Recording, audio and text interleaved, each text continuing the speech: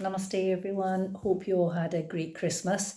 If you remember, I posted a few days ago that I would be offering you the chance to join a Dincharya experiment. So here it is. Dincharya means daily routine. Din means day, Charya means behaviours, routines, even mean facial expressions.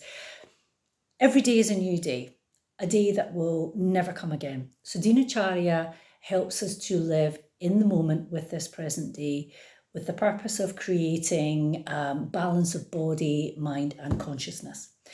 We are all bound by a chronological clock, which is that the sun will rise and the sun will set. And how we live with the rhythms of nature within these daily circadian rhythms is the Ayurvedic key to good health. So Dincharya gives us a set of tools, principles, guidelines on how to live in harmony with these daily rhythms to prevent illness or to help us recover from illness. So it tells us what to do from when we get up in the morning through to what we should do before going to sleep at night. And because we have distanced ourselves from nature's clock, so to speak, by turning on electric lights when it gets darker to prolong the day, to become more productive, we pump the heating up when it gets colder.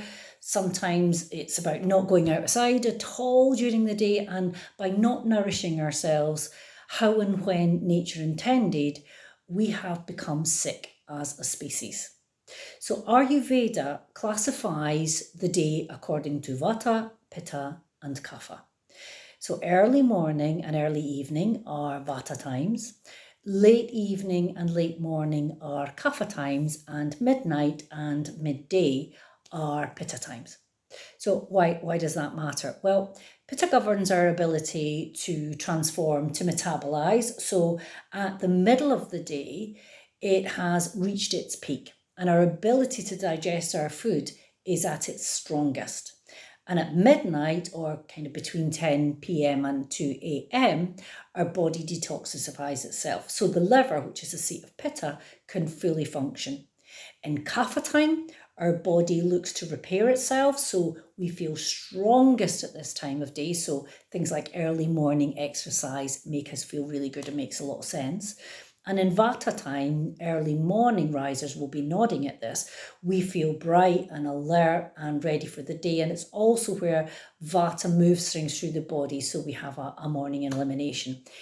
If we are in balance, this all makes sense. But if we don't live according to these biological rhythms, we disturb our Agni, our digestive capacity. So our ability to digest our food and absorb its nutrients is poor. And when Agni is disturbed, we feel sluggish, we get gas, bloating, we have skin issues, we get irritable bowel syndrome, we can't sleep, and many more signs that our Agni are disturbed. But we tend to ignore them, or we pop a pill or take a medicine to make the symptoms go away. Now, Dincharya is a way of simply bringing us back into balance and reconnecting to our bodies and our minds. But most of us have developed some bad habits, guilty as charged, over a long period of time, months or even years. And these habits can take a long time to change. So we might be used to eating a late dinner. We consider ourselves night owls. We discussed this at the Winter Wellness Workshop, and don't go to bed till late. And so we don't get up till late, and we don't exercise optimally. We don't nourish our bodies or our minds well and in the right time, in the right way. But there are 3 R's that we can use in part of the Dincharya experiment to reverse these bad habits. And establish new ones. So the first R is replace. So by noticing what triggers our bad habits and replacing them with distractions that can break the cycle is a good way of creating new habits. So are you spending too much time on your phone, for example? So replace it by, finding a good book to read, or listening to music, or practicing yoga nidra, or, just staring out the window, actively putting your phone away. If you can't walk past the chocolate aisle in the supermarket without reaching for a treat, then avoiding that aisle and replacing it by going somewhere else in the supermarket is a good thing to do. If you drink too much coffee, replace it by a non-caffeinated drink that you like. If you wake up late, set an alarm, So just noticing and acknowledging bad habits is a good first step and trying to replace them. Then repeat. When we repeat actions over and over again, they become habits. So keep repeating new habits for at least a week. Each one I give you is going to be for 7 days. And even if your mind starts to try and convince you to go back to your old ways, remind yourself why you're trying to create this new routine, this new habit, and stick to it for 7 days. That's all it takes. And then reward, the third R. So at the end of each day, write down or just go over in your head the positives that new habit is bringing to your life, and give yourself a good pat on the back that you've got through another day. So in the month of January, I'm going to invite you to join me on a Dincharya experiment. I will ask you to add one new habit to your daily routine each week. And I want you to notice the effects on your body and your mind and your emotions. So for some of us, the changes will be relatively easy to make. And for others, they will be more challenging. But I want you all to remember that this isn't a competition. This isn't boot camp. This is just an opportunity for you to connect, to reconnect to your body and mind on a deeper level, and just to start 2023 in a more positive way. So the first aspect of Dincharya that we're going to look at is sleep. And I'm going to ask you to be in bed by 10 p.m. at night and to get up by 6 a.m. in the morning. Getting too little sleep or sleeping at the wrong time has been linked to a whole raft of diseases such as obesity, diabetes, heart disease, etc. So good sleep relaxes your heart muscle. It leads to a feeling of vitality. And when you sleep, your breath is steady, so it relaxes you. Yeah, and your immune system will function optimally. But if you don't sleep well, we all know this. We feel lethargic, we don't function properly. So Ayurveda in many cases will prescribe sleep to combat mental disease and to relieve the symptoms of stress.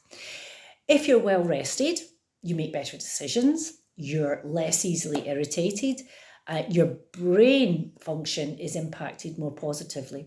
And science has shown that insufficient sleep leads to memory loss. So those people who say they can survive on 4 hours a night are more susceptible to diseases in the long run, such as dementia and Alzheimer's. So when you get up from a good sleep, you feel lighter, you feel brighter, don't you? That's a fact. And when we sleep, our body can carry out essential functions that it needs to, like digestion, like detoxification, and growth and repair.